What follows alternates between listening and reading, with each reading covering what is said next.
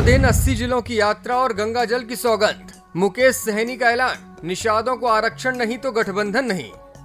सियासी जमीन तलाश रहे मुकेश सहनी ने लिया संकल्प, जब तक तोड़ेंगे नहीं छोड़ेंगे नहीं।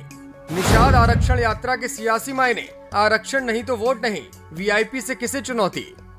बिहार की सियासत से पिछले 9 महीने से sideline VIP supremo Mukesh Sahani एक बार फिर से अपनी जमीन तलाशने में जुट गए हैं। वे निषाद आरक्षण संकल्प यात्रा निकाल रहे हैं। अपने 100 दिनों की यात्रा में वे 80 जिलों की यात्रा करेंगे। इस दौरान वे निषाद जाति के लोगों को गंगा जल की सौगंध भी दिलाएंगे। इस यात्रा के लिए मुकेश ने लगभग 4 करोड़ रुपए खर्च कर एक रथ बनवाया है। इस रथ में शाही ऐशो आराम के हर संसाधन मौजूद है। फिलहाल इस यात्रा से ज्यादा चर्चा उनके इस शाही रथ की ही हो रही है।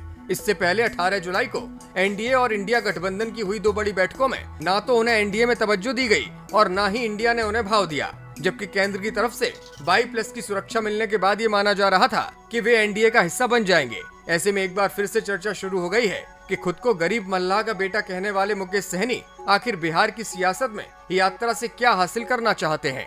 सहनी के लिए गठबंधन का हिस्सा बनना जरूरी है या भाजपा के लिए सहनी मजबूरी है।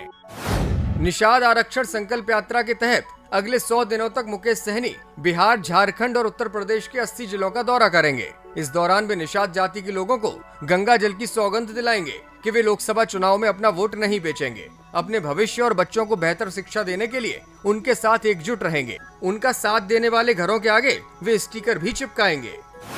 मुकेश सहनी के मुताबिक वे इससे सरकार पर निषाद समुदाय को ओबीसी कैटेगरी से निकालकर एससी कैटेगरी में शामिल करने का दबाव बनाएंगे। इसके साथ ही यात्रा पूरी होने के बाद वे पार्टी के स्थापना दिवस के मौके पर 4 नवंबर को ये तय करेंगे कि उन्हें किस गठबंधन का हिस्सा बनना चाहिए। हालांकि जानकार मान रहे हैं कि सहनी अपनी सियासी पारी को संभालने की कोशिश कर रहे हैं, क्योंकि मुकेश सहनी पिछले 5 साल से बिहार में निषाद समुदाय का नेता बनना चाहते हैं, लेकिन अफसोस अब तक ऐसा नहीं हो सका है।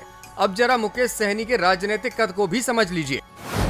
2019 के लोकसभा चुनाव में वीआईपी यूपीए गठबंधन से 4 लोकसभा सीटों पर चुनाव लड़ी, लेकिन एक भी सीट जीतने में कामयाब नहीं हो पाई। खुद सहनी खगड़िया से हार गए थे। पार्टी को मात्र 6,60,706 यानी 1.7% वोट मिले थे।